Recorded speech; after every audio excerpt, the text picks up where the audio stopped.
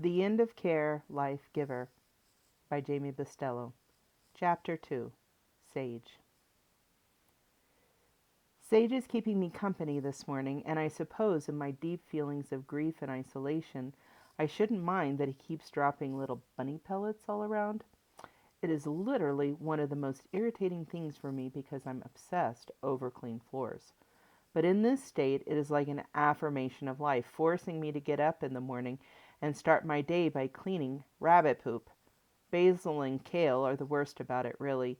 It takes a tremendous amount of effort to keep the downstairs room clean with the amount of destruction they are able to create in one night. Poop on my couch, floor, and rug. Jizz on the walls. On the walls! What the hell are these two doing here at night?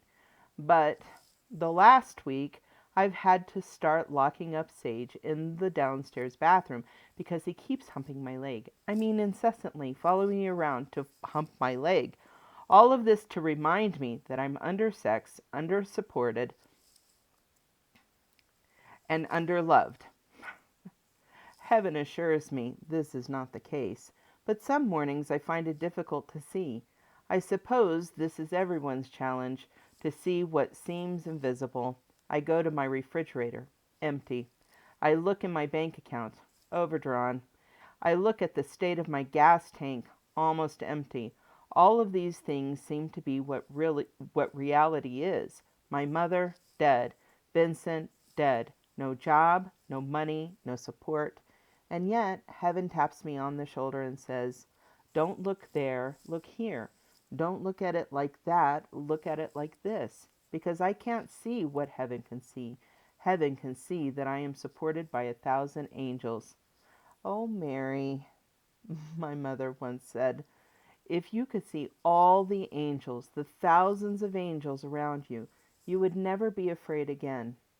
Perhaps she's right. Bogey loves you. You will be with Bogey. Perhaps she can see something from heaven that I can't see. Don't worry about money. You will be so wealthy you'll never have to worry about money again. Can she see the future from there?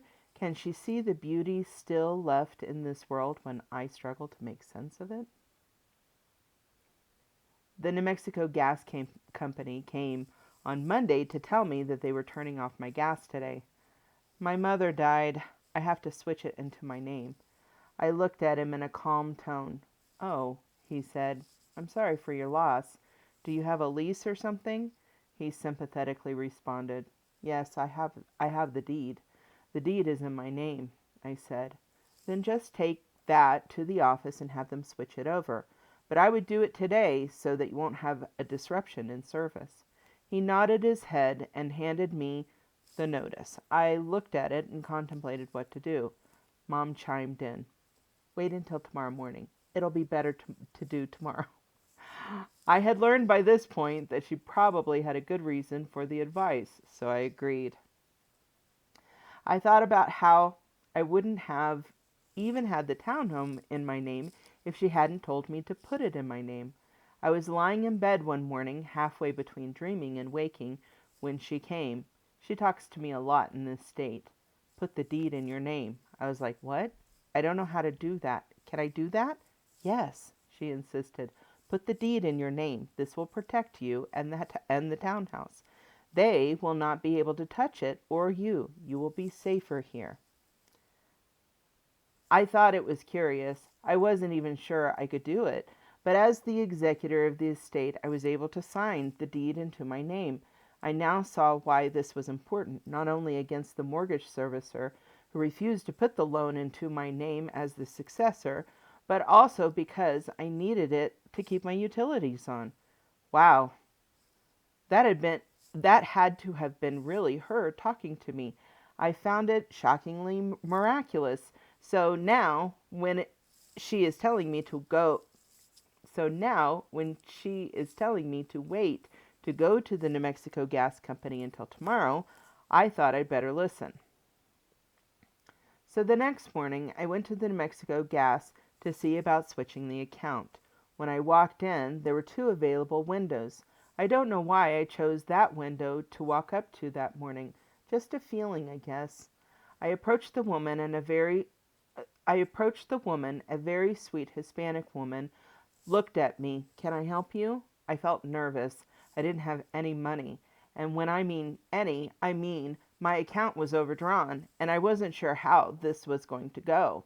Yes, my mother died, and I need to get the account switched into my name. I have the deed.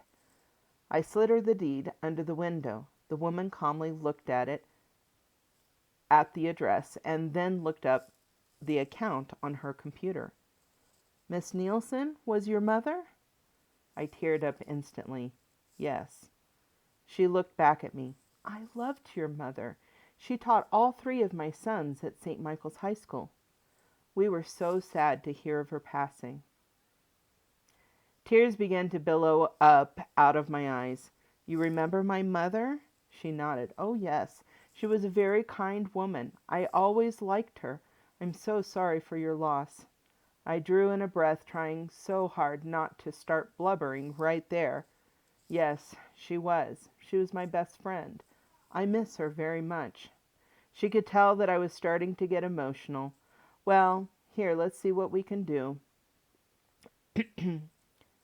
I looked at her and added, I used to have an account here. Mary Bailey? I'm hoping I don't need money for a deposit because money is a little tight for me right now. She nodded. Here you are. Oh, but you had a balance from before.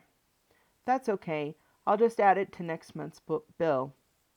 A wave of relief hit my shoulders, and I conversed in my head. So that's why you wanted me to wait until this morning.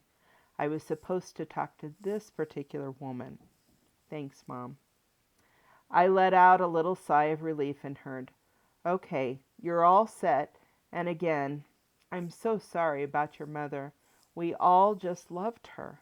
I nodded and lifted my hand in a half wave. Thank you. Thank you so much. Have a blessed day. I got in my car and shut the door.